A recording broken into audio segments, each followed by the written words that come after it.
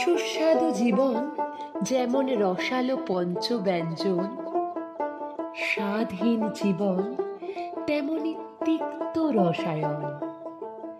জীবন কখনো বিশেষ, কখনো নিতান্ত সাধারণ, কখনো জটিল, কখনো সরল সমীকরণ, কখনো প্রদর্শক, কখনো অনুসরণ, কখনো বঞ্চনা, কখনো অতিরঞ্জন, কখনো একঘেয়ে, কখনো অসাধারণ, কখনো নিশ্চুপ, কখনো অনুরণন, কখনো স্রষ্টা, কখনো অনুকরণ।